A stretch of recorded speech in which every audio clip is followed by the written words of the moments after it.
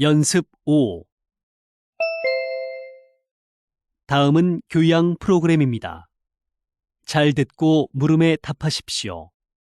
2번 읽겠습니다. 교수님께서 이번에 고졸, 세상을 건너는 가장 힘든 방식이라는 책을 내셨는데요. 왜 이런 책을 쓰게 되셨습니까? 저는 컴퓨터 전산 시스템 분야에서 일하면서 실력만큼은 누구보다 자신이 있었습니다. 그렇지만 30년 동안 저임금과 진급 누락, 따돌림 등 부당 처우를 받아야 했습니다. 덕분에 남은 것은 잦은 해고와 퇴사, 반복되는 이직 기록이었습니다. 저는 결국 대학을 선택했고, 이후 박사 학위를 취득하여 강단에 서게 되었습니다. 그런데 학생들을 가르치는 데 있어서 실력은 예전보다 못합니다. 학문적으로 컴퓨터를 공부하다 보니 실제 컴퓨터를 다루는 실력이 준 것 같습니다.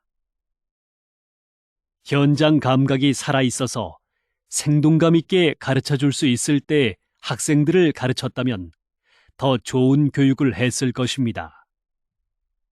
저는 결국 대학을 선택했지만 고졸이 살 수 있는, 고졸 학력으로도 이 사회를 살아가는데 전혀 부담이 없고 불편함이 없는 사회가 되었으면 좋겠다는 생각에서 이 책을 썼습니다. 이 책을 통해 학력 지상주의인 지금의 현실을 되돌아보았으면 좋겠습니다. 다시 들으십시오. 교수님께서 이번에 고졸, 세상을 건너는 가장 힘든 방식이라는 책을 내셨는데요.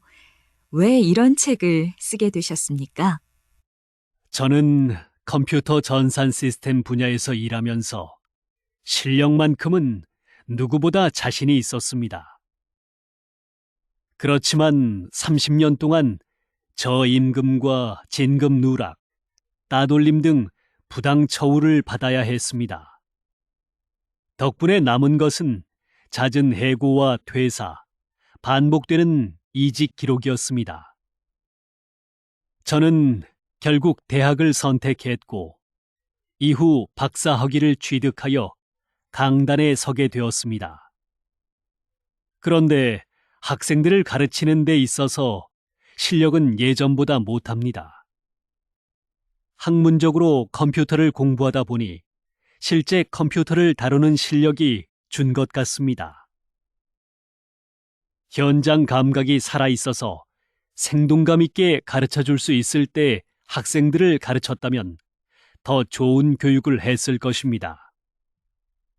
저는 결국 대학을 선택했지만 고졸이 살 수 있는, 고졸 학력으로도 이 사회를 살아가는데 전혀 부담이 없고 불편함이 없는 사회가 되었으면 좋겠다는 생각에서 이 책을 썼습니다.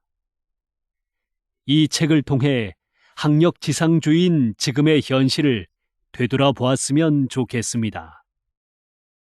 37번.